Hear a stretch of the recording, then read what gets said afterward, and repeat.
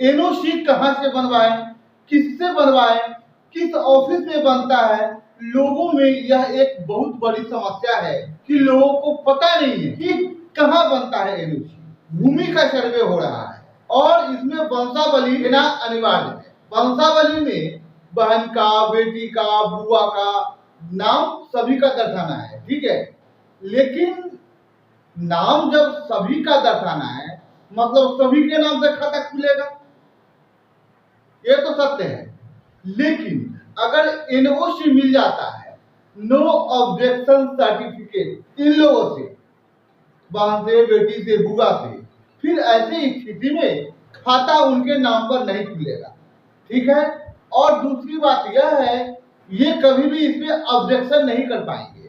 अब लोग परेशान हैं कि एनओसी बनवाए कहां। तो देखिए, एनओसी कई जगहों से बनाया जाता है, ठीक है। कोर्ट से, मतलब आपके न्यायाधीश से बनता है। आप जाइएगा वहां पे, वकील को बोलिएगा कि मुझे एनओसी बनवाना है, तो वह आपको बनवा देंगे, जो कि सबसे पावरफुल एनओसी होता है, ठीक है। तो आइए लिख देते हैं आप लोगों को क्रमबद्ध तरीके से कि सबसे पावरफुल कौन होता है, उसके बाद कौन होता है और उसके बाद कौन होता है, ठीक है। और आप इनमें से कहीं भी अपना एनओसी बनवा सकते हैं। और दूसरी बात यह है कि एनओसी किसके नाम से बनेगा, यह भी एक समस्या है। लोगों को जानकारी नहीं है कि एनओसी किसके नाम से बनेगा। तो देखिए, एनओसी जिन्हें देना है, किन्हें देना है, आपकी बहन को देना है, बुआ को देना है, बेटी को देना है, तो उन्हीं के नाम से एनओसी बनेगा। ये कंफर्म है। अब आइए क्रमबद्ध तरीके से आप लोगों को बताता हूं कि कहां कहां बनेगा और सबसे पावरफुल एनओसी कौन सा होगा, ठीक है। सबसे पहला कोर्ट, न्यायाधीश से, ठीक है। ये जो है, आप कोर्ट में जाइएगा, वहां पे बहुत सारे वकील बैठे रहते हैं। किसी भी वकील से आप संपर्क कीजिएगा और कहिएगा कि मुझको एनओसी बनवाना है, तो वह आप लोगों को बनवाकर देंगे, ठीक है। उसमें सभी का सिग्नेचर होगा, जिनके नाम से भी एनओसी बनेगा, ठीक है, उनका साइन होगा एसडीओ, सब डिविजनल ऑफिसर, ठीक है। इनके बाद दूसरा जो पावरफुल होता है एनओसी, वो एसडीओ का होता है, ठीक है। तीसरा में आ जाएगी, तीसरा होता है सीओ, अंचलाधिकारी, सर्कल ऑफिसर, ठीक है। यहां से भी आप लोग एनओसी बनवा सकते हैं। और चौथा होता है नोटरी, जो कि कचहरी में जाइएगा वहां पे आपको बनेगा, ठीक है, नोटरी में। तो इन चारों जगहों से आप एनओसी बनवा सकते हैं, सभी मान्य है।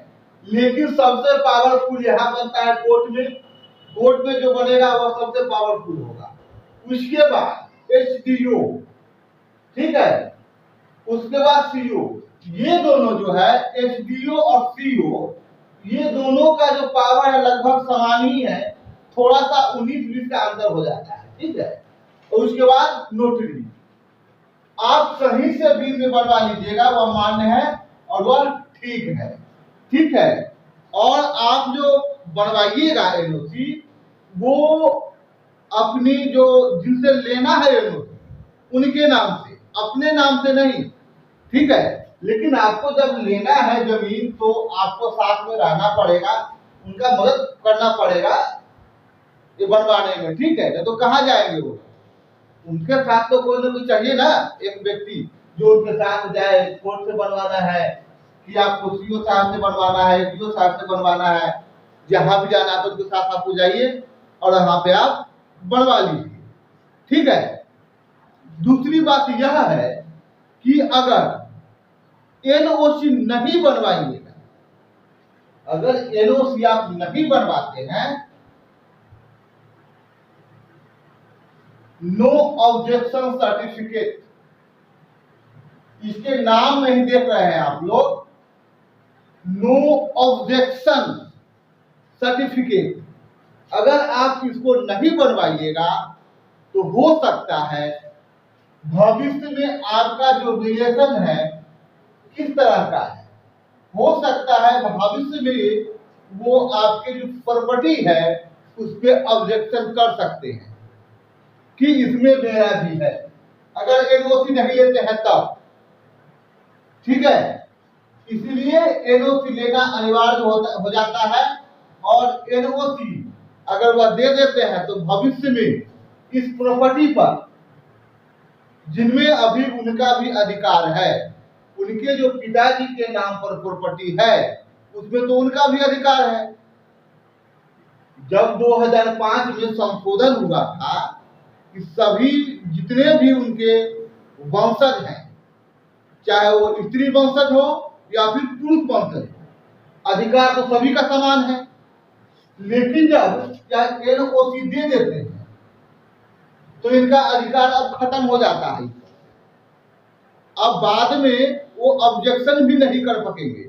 ठीक है, लेकिन एनओसी अगर नहीं देते हैं तो उनका अधिकार है, वो कभी भी इस पे ऑब्जेक्शन कर देंगे आपकी प्रॉपर्टी पर, और वह आपको देना पड़ेगा। ठीक है, कानूनन रूप से देना पड़ेगा। वो चाहेंगे तो आप कानूनन रूप से लड़कर ले लें। ठीक है, लेकिन अगर यह दे देते हैं एनओसी, फिर इनका पावर खत्म हो जाता है यहाँ पे। तो मुझे लगता है कि आप लोग एनओसी के बारे में सब कुछ जान गए हैं। ठीक है, कहीं से कोई दिक्कत नहीं होगी, यह बात कोई बड़ी नहीं है, लेकिन जिसको पता नहीं है उसके लिए यह बहुत बड़ी बात है। इसलिए मैं सोचा कि चलिए इस पे भी आप लोगों को एक वीडियो दे देता हूँ, ताकि जिन लोगों को दिक्कत है, जिन लोगों को परेशानी है, जिन लोगों को समझ में नहीं आ रही है, वो आसानी से इन चीजों को समझ ले और उन्हें कोई दिक्कत ना हो। ठीक है, अगर वीडियो आप लोगों को पसंद आया तो वीडियो को लाइक कीजिए, चैनल पे नए हैं तो चैनल को सब्सक्राइब कीजिए और बेल आइकन दबा लीजिए, ताकि मेरा आने वाला हर वीडियो का नोटिफिकेशन आपको मिलता रहे। और कोई बात समझ में नहीं आ रही है तो आप कमेंट में लिख दीजिए। जो बात आपके समझ में नहीं आ रही है कमेंट में लिखिए, मैं उसका जवाब वीडियो के माध्यम से आपको दूंगा। ठीक है, और उसी दिन दूंगा जिस दिन आप कमेंट कीजिएगा, उसी दिन कोशिश करूंगा उसी दिन दे दूंगा।